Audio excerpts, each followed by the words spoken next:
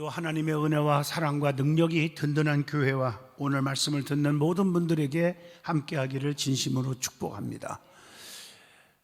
자녀를 믿음으로 양육하라, 에베소 6장 4절을 통해서 은혜를 나누고자 합니다. 5월은 가정의 달입니다. 성경은 가정의 윤리를 최고에 강조하고 있는 말씀들이 있습니다. 특별히 가정 윤리는 부모에 대한 자녀의 의무에만 있는 것이 아닙니다. 부모된 자들이 자녀들에게 최선을 다하되 노엽게 하지 말라고, 그리고 오직 주의 교양과 훈계로 양육하라고 말씀하고 계십니다. 자녀는 부모의 소유물이 아닙니다. 임의로 마음대로 대할 대상이 아니라는 것입니다. 자녀는 하나님께서 그 가정에 잠시 맡겨주신 하나님의 소유입니다. 그래서 그 가정에 주신 하나님의 선물인 것을 아셔야 합니다. 그렇기 때문에 자녀를 양육하는 방법에 있어서 잘못을 지적할 때 주의 말씀과 훈계로서 믿음으로 지도해야 한다는 말씀입니다. 예수 그리스도의 뜻을 따라 그리스도를 대신하여 자녀를 키우고 가르쳐 나가는 것이 신앙인의 바른 자세라는 것을 오늘 말씀 주고 있습니다. 성경은 말씀합니다. 자녀는 하나님께서 주신 기업이라고 말입니다. 시편 127편 3절에 보면 자식은 여호와의 주신 기업이요 태의 열매는 그의 상급이로다 라고 말씀합니다. 자녀는 하나님께서 주신 가족 중에 한 일환인 것입니다. 그래서 시편 107편 41절에 봐도 궁핍한 자는 곤란해서 높이 드시고 그 가족을 양물이 갖게 하시나니 라고 말씀을 줍니다. 그러므로 자녀는 한 생명으로 귀하게 여겨야 하고 믿음으로 사랑으로 양육해야 할 책임이 있다는 것입니다. 오늘 본문 말씀을 통해서 말씀을 주신 것처럼 자녀를 믿음으로 양육하라 하는 제목으로 은혜를 깊이 받고자 합니다. 제일 중요한 것은 하나님의 자녀를 우리는 사랑으로 대하되 가장 귀하게 여겨줘야 한다 하는 말씀을 줍니다. 여러분, 성경에 어떻게 하나님의 자녀를 어떻게 하라겠습니까? 그래서 노엽게 하지 말라. 본문 4절에 보면 아비들아 너희의 자녀를 노엽게 하지 말라. 오직 주의 교훈과 훈계로 양육하라. 이렇게 말씀하고 있어요. 골로새서 3장 21절 보면 아비들아 너희의 자녀를 노엽게 하지 말지니 낙심할까 함이라. 자녀들을 경록해 해서는 안 됩니다. 자녀들에게 너무 부모들이 스트레스를 줘서도 안 된다는 얘기입니다. 여러분, 성경 사무엘상 20장 34절을 읽어보면요, 요나단의 부친인 사울이 다윗을 욕하게 되므로 요나단은 다윗을 위해서 슬퍼했다는 말이 나와요. 이것은 남의 자식도 내 자식과 같이 귀하게 여겨야 한다는 교훈입니다. 그리고 자녀를 훈계하되 절대로 다치거나 죽이는 일이 있어서는 안 된다는 거죠. 요즘의 신문을 보세요. 부모가 자녀들을 버리고 어린아이를 버리고 살인하고 얼마나 심각한지 몰라요. 말씀을 몰라서 그래요. 하나님을 두려워할 줄 몰라요. 잠언서 19장 18절에 말합니다. 네가 네 아들에게 희망이 있은즉 그를 징계하되 죽일 마음은 절대로 두지 말지니라 라고 말씀합니다. 그리고 두 번째로 하나님의 자녀를 주의 교양과 훈계로 양육해야 된다는 것입니다. 그래서 자녀들에게 부지런히 말씀을 가르쳐 줘야 돼요. 세상의 지식이 아니라 하나님의 말씀을 가르쳐 줘야 돼요. 신명기 6장 7절 봅니다. 같이 봅니다. 내 자녀에게 부지런히 가르치며 집에 앉았을 때든지 길을 갈 때든지 누워 있을 때든지 일어날 때든지 이 말씀을 강론할 것이며 이렇게 말하고 있어요. 저는 지금도 잊을 수 없는 게 이미 저는 초등학교 6학년 때 하늘나라에 가셨지만 우리 아버님 장로님께서 늘 새벽기도 갔다 오시고 자녀들을 깨워서 가정예배를 쌌는데 말씀으로 양육했어요. 말씀을 암송시키고 또 읽게 하고 지금도 그 말씀들이 다 떠올라요. 목회하면서 얼마나 유익한지 몰라요. 그런데 그 말씀으로 양육했기 때문에 내가 세상으로 가지 않고 주의 종의 길을 갈 수가 있었다고 저는 믿습니다. 여러분, 제가 어릴 때는 여러분들도 경험했겠지만 보릿고개를 경험했어요. 너무 배고파요. 6년 동안 초등학교 다니는데 장화 신고 푹푹 빠지고 1시간씩 다녔어요. 얼마나 배고, 호박죽도 2그릇 못 먹고 어떤 때는 1그릇 먹고 학교 갔다 오면 배가 얼마나 고파요. 많은 애들이요, 양심의 가책이 없는지 그냥 지나가다가 남의 집 무를 뽑아다가 싹 닦아갖고 먹어요. 너무너무 저도 먹고 싶잖아요. 배고픈데. 그런데 성경은 먹지 말라고 했지, 남의 거 뽑아서요. 그 먹을 수 없어요. 참다 못해서 제가 소리를 질렀어요. 이놈들아, 나도 하나 뽑아줘라. 너희들만 먹으면 되니? 그랬더니 그 애들이 하는 말이 지금도 기억이 나요. 너는 손모가지가 없냐? 네가 뽑아 먹어라 이러더라고요. 나는 절대 못 뽑아. 왜 못 뽑니? 그래서 제가 뭐라고 대답한 줄 아세요? 하나님 말씀에 남의 거 손대지 말라겠어. 나는 절대 못 뽑아. 네가 뽑아서 줘라. 그래서 뽑아서 줘서 먹었는지 안 먹었는지는 기억이 잘 안 나. 제가 여러분, 웃자고 하는 소리 같지만 어릴 적부터 말씀으로 내 가슴을 찔리게 하고 양심의 가책을 느끼게 해주더라고요.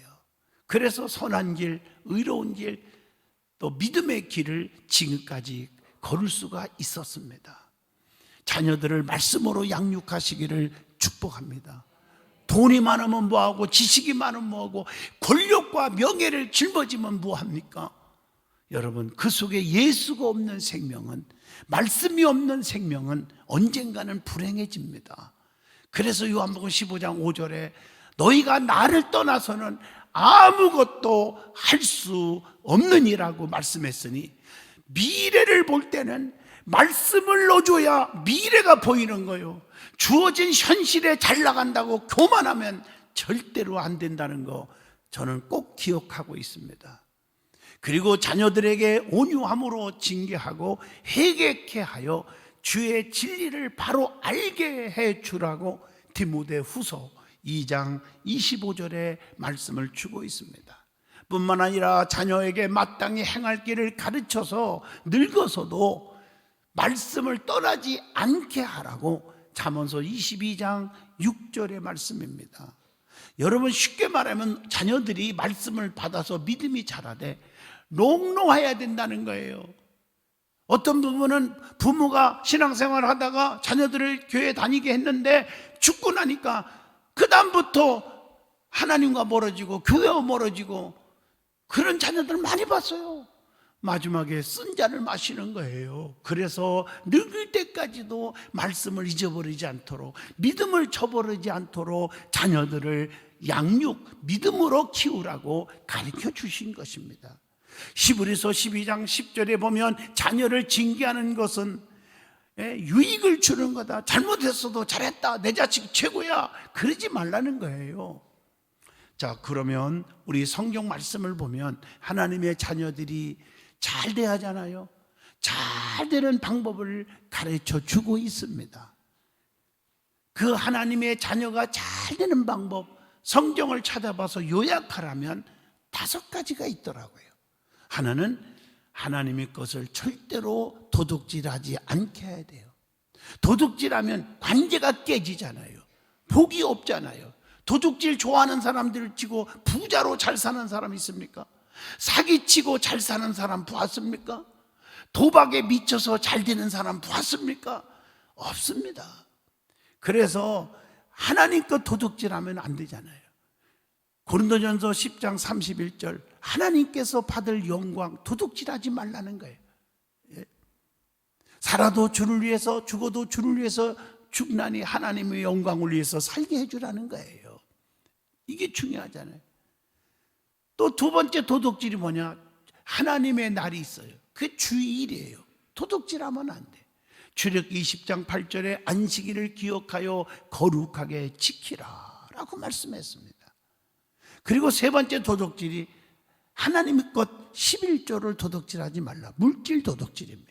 말라기 3장 10절에 보면 만군의 여호와가 이루노라. 너의 온전한이란 말이 분명히 붙습니다. 형식이 아닙니다. 11조를 창고에 들여서 나의 집에 양식이 있게 하고 그것으로 나를 시험하여 내가 하늘문을 열고 너희에게 복을 쌓을 것이 없도록 붙지 아니하나 보라. 보장을 해줬어요. 그래서 여러분들 주변을 보세요. 사업을 하다가 사업이 성장하여 기업의 11조를 많지만은 하는 사람들은 그 기업이 대기업으로 성장할 수 있는 축복을 누려요. 자기의 생활에 11조만 하는 분들은 생활의 윤택함은 오겠지만 기업의 부유자가 될 수는 없습니다. 저는 그렇게 믿고 있고 그렇게 우리 아버님을 통해서 신앙교육을 말씀으로 양육을 받았습니다. 그리고 이익의 11조가 있죠. 뭘 팔고 사고 뭐가 됐든 간에 이익의 11조를 드리는 사람은 우리의 삶의 현장에 손해보는 일이 없어. 무엇든지 사고 팔든지 집이 됐든 뭐가 됐든 이익이 될 줄로 믿습니다. 그래서 온전히 11조를 드려 창고의 곳간에 쌓을 것이 없도록 넘치도록 주나 한번 시험해라. 이 정도로 물질의 복에 장담한 것이 11조 생활입니다. 그 다음에 중요한 것은 삼박자 기도가 있어야 됩니다. 삼박자 기도. 여러분 이 삼박자 기도가 뭔지 아시죠? 부모의 서원 기도. 한나의 서원 기도로 사무엘을 낳게 했죠. 사무엘상 1장 10절로 11절. 여러분 미국의 록펠러라는 사람, 그 어머님의 간절한 서원 기도. 그래서 세상의 빌딩 수유로 살던 가난한 자식이 아무것도 물려준 재산이 없지만 세계에서 최고의 부자가 되지 않습니까? 저희 가정에서도 부모의 소원 기도로 목사가 될 수 있었어요. 지금도 잊을 수가 없어. 그 시골에서 장화 신고 푹푹 빠지는 동네에서 학교 다니는 자녀들을 위해서 부모님들이 하나님 저 자녀들이 세계적인 인물이 되게 하시고 앞길에 시온의 대로가 열리게 하시고 주님 없이는 살 수 없음을 더 믿음으로 굳게 결심하게 하여 주시옵소서. 지금도 쟁쟁쟁합니다. 그 소원 기도대로 제가 복을 받을 수가 있었고 주의 종이 될 수가 있었고 전 세계를 날아다니면서 복음을 전하는 부흥사가 될 수 있었습니다. 그 다음에 주의 종의 간절한 축복 기도가 있습니다. 내 신명기 21장 5절 내 자손 제사장들도 그리할지니 그들은 내 하나님께서 즉 주의 종은 하나님께서 택하사 자기를 섬기게 하시며 목회권이죠. 여호와 이름으로 축복하게 하신지라 축복권이죠. 모든 소송과 모든 투쟁이 그들의 말대로 판결될 것이니라. 세 가지 특권을 줬잖아. 그 중에 축복권이죠. 여러분 전문가, 목회 전문가 말에 순종하라는 거죠. 그리고 목회 전문가가 하나님의 세운 종이 간절히 자녀들을 위해서 기도하면 그 자녀들에게 축복이 올 줄로 믿습니다. 나는 지금도 이걸 믿고 살아요. 우리 아버님을 위해서 그렇게 기도해 줬던 우리 목사님이 계세요. 시골에서 어릴 적에 보았어요. 엄청나게 축복기도 많이 해줬어요. 그런데 나는요 그 축복기도 때문에 오늘날 제가 자자손손이 복을 받을 수 있었다고 봅니다. 그분이 돌아가시는 날까지 제가 찾아뵀습니다. 지금도 끝까지 그게 하나님이 축복을 주죠. 축복기도가 있다는 거죠. 기도하면 떠오르는 성도가 그래서 복 있는 성도인 줄로 믿습니다. 창세기 27장 27절로 29절 보면 야곱은 이삭의 축복기도를 통해서 믿음의 조상이 되었어요. 주의 종이 생각하며 축복기도 할 수 있는 감동적인 가정이 될 수 있기를 축복합니다. 그리고 자녀 본인의 믿음의 기도, 간절한 믿음 기도, 삼박자 기도 중에 이 기도가 역사가 일어나요. 왜냐하면 데살로니가전서 1장 3절 보면 믿음에는 반드시 역사가 일어난다고 그랬어요. 마태복음 9장 21절 보면 12년 동안 혈루병으로 죽게 된 여인이 믿음으로 주님께 가까이 갔을 때 딸아 안심하라 네 믿음이 너를 구원하였느니라 죽을 자가 살게 되었습니다. 믿음에는 역사가 일어납니다. 그래서 자녀들에게 믿음을 넣어주는 것이 세상의 부귀 영화를 넘겨주는 것보다 천만 배 귀하다는 것입니다. 자, 세 번째 축복이 유전적 축복이 있습니다. 아브라함 때문에 이삭이 축복을 받았습니다. 창세기 25장 11절, 창세기 27장 27절로 29절 이삭 때문에 야곱이 축복을 받았습니다. 창세기 49장 22절로 26절 야곱 때문에 요셉이 축복을 받아요. 또 여러분 잘 아시는 대로 솔로몬이 인간적으로 말하면 복받을 사람이 아니에요. 왜냐? 불의한 씨거든요. 그런데 솔로몬이 축복을 엄청나게 받았어. 4가지 축복을. 그래서 그의 입에서 나오는 고백이 뭔지 아세요? 내가 잘나서 복받은 게 아니다. 맞아요. 뭐라 하겠습니까? 아비 다윗 때문에 복을 받았다고 얘기를 합니다. 그러면 다윗이 다윗 때문에 복을 받았다고 그러는데 그 복받은 다윗 때문에 복받은 것이 뭘까요? 열왕기상 2장 12절 아비 뒤를 이어 왕이 되고요. 열왕기상 6장 14절 성전을 건축하는 복을 받고요. 열왕기상 3장 12절 전무후무한 지혜를 얻었고요. 열왕기상 3장 13절 전무후무한 부귀 영화를 다 누리게 했어요. 얼마나 멋있습니까? 그 다윗 때문에. 그 다윗이 어떻길래? 다윗은 죽을 죄를 진 사람이지만 주의 종 나단 선지자의 충고와 책망을 겸손하게 받을 줄 알았고요. 뿐만 아니라 평생 소원이 성전 건축, 그 정도로 성전을 사랑했고요, 사모했고요. 그것뿐입니까? 하여튼 다윗은요, 하나님 보시기에 아름다운 일을 한 것도 많아요. 그런 걸 보시고 어떻게 했어요? 솔로몬 아들에게 하나님이 복을 받게 해 주셨다고 하는 얘기입니다. 그래서 부모가 하나님 앞에 바로 서고 하나님을 뜨겁게 사랑하면 자녀의 앞길이 확 열릴 줄로 믿습니다. 신명기 28장 11절의 말씀입니다. 그리고 네 번째, 에베소 6장 1절로 3절 부모 공경입니다. 이게 축복의 통로입니다. 에베소 6장 2절에 보면 부모 공경은 약속 있는 첫 계명이라고 했어요. 마가복음 7장 10절 부모 공경은 윤리의 기초입니다. 그래서 에베소 6장 3절 보면 자, 부모 공경하면 내가 잘되고 땅에서 장수하리라 이렇게 약속하고 있습니다. 다섯 번째, 잘 되는 방법은 자녀들을 믿음으로 양육하여야 합니다. 뭐 지금까지 말씀한 것도 다 똑같아요. 그걸 양육해야죠. 부모 공경하는 거. 제가 보면 아무리 자식이 중요하지만 그 자식이 잘 되기를 원한다면 부모 공경하는 방법을 가르쳐 줘야 합니다. 불효한 자식은 성공할 수가 없습니다. 저는 목회 47년 하면서 뼈저리게 성도들을 보면서 느낀 것입니다. 그러므로 자녀들이 부모 공경하는 것으로 양육하되 특별히 중요한 건 자녀들에게 예배의 중요성을 가르쳐줘야 합니다. 요한복음 4장 23절 함께 봅니다.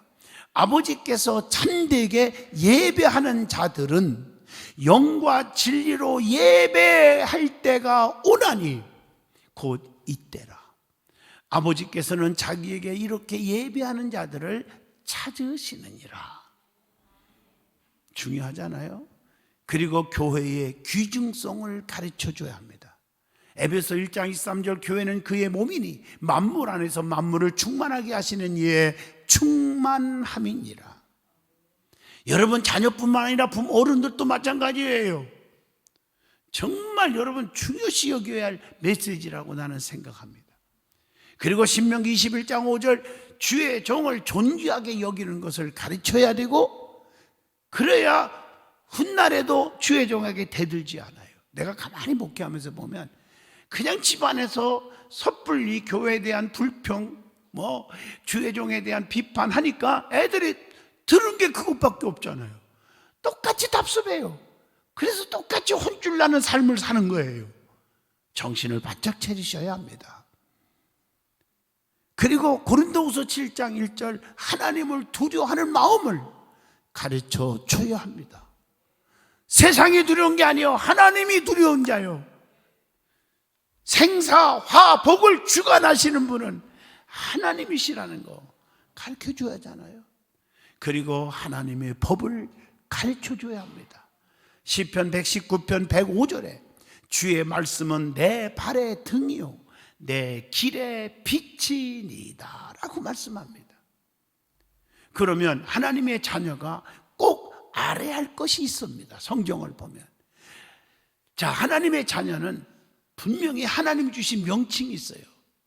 저는 이렇게 말합니다. 하나님은 친백성이다, 자기 백성이다, 선민, 택한 백성이다, 성민, 거룩한 백성, 구별된 백성이다, 뭐 이런 뜻도 있지만 빌립보 4장 1절 보면 나의 기쁨이라고 표현합니다.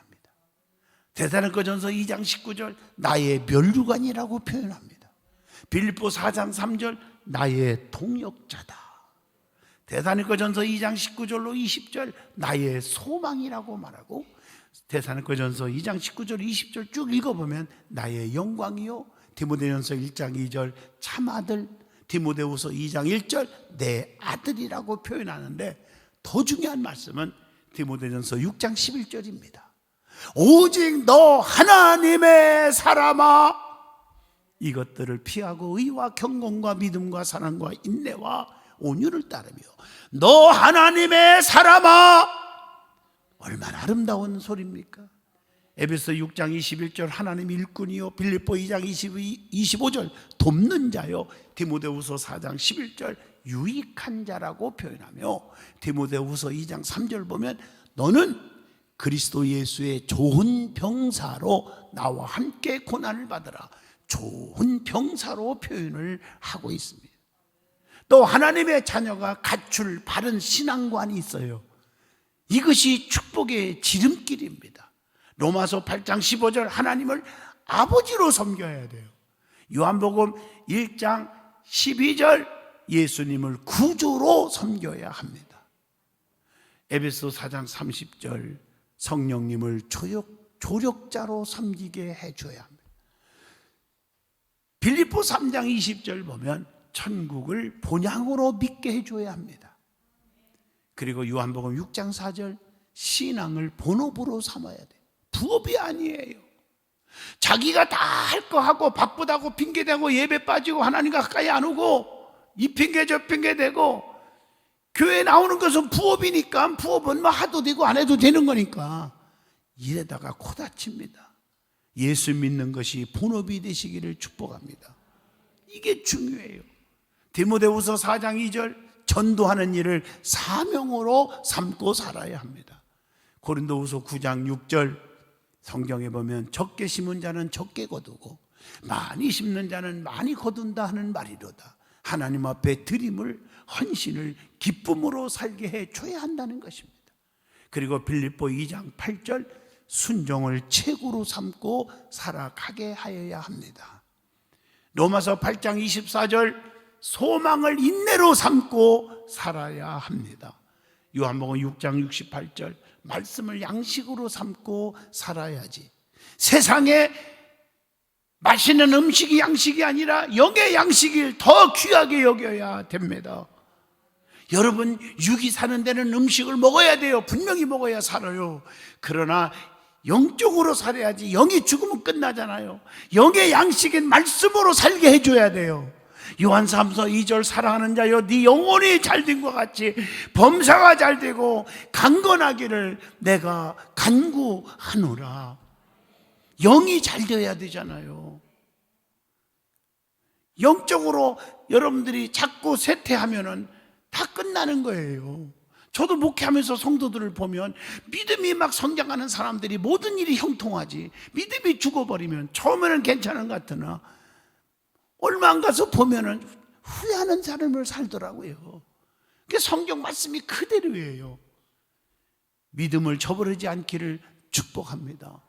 결론적으로 말합니다. 사람은 짐승과 달라요. 영혼이 있습니다. 그렇기 때문에 죽음은 끝이 아니에요. 내세가 있어요. 천국이냐 지옥이냐 둘 중에 하나 가야 돼요. 천년 만년 영원한 세계에 이거 아셔야죠. 자녀들이 사는 순간, 이 80년, 100년, 120년까지 산다 해도 그 순간이 중요합니까? 천년, 만년의 삶이 더 중요시 여겨야 합니까? 인간은 영혼이 있습니다. 그렇기 때문에 너무나 귀한 존재입니다. 가난한 자, 부한 자, 무식한 자, 유식한 자, 못난 자, 잘난 자 할 것 없이 인간은 모두 귀한 영혼을 가진 자입니다. 그래서 주님께서 어린아이 하나라도 실족게 하면 연자 맷돌에 목에 걸고 빠뜨리는 것이 낫다고 마태복음 18장 6절에 말씀을 주고 있습니다. 마태복음 10장 42절에 보면 소자 하나에게 냉수 한 그릇이라도 주는 것이 곧 주님께 한 것이라고 말씀한 것처럼 한 생명 한 생명에게 사랑을 베풀고 하는 것이 주님께 한 것과 같다고 표현할 정도입니다. 그러면서 마태복음 19장 14절에 보면 어린아이 하나를 용납하고 내게 오는 자를 금하지 말라 이렇게 말하고 있습니다. 어린아이 같지 아니하면 결단코 천국에 들어가지 못한다고 마태복음 18장 3절에도 그렇게 표현하고 있잖아요.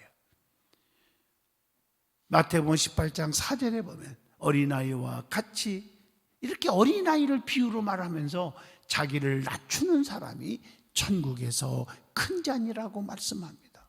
사랑하는 성도 여러분, 여러분 자녀들을 얼마나 귀하게 여기고 있습니까? 얼마나 믿음으로 양육하고 있습니까? 세상의 출세보다 믿음을 길러주는데 얼마나 우선순위를 두고 살았습니까? 다시 한번 새겨보셔야 합니다. 그러므로 부모들은 자녀들을 귀하게 여기고 한마디 한마디라도 긍정적이고 사랑 있는 언어 그리고 믿음을 심어주는 그런 말을 하셔야 됩니다. 그래서 신앙 안에서 말씀으로 잘 양육하여 땅에서 잘 되고 장수하는 축복을 받게 되기를 축복합니다. 기도하겠습니다. 걸어가신 하나님, 자녀들을 믿음으로 양육하게 하여 주옵소서. 자녀들을 통해서 행복이 오게 하여 주시옵소서.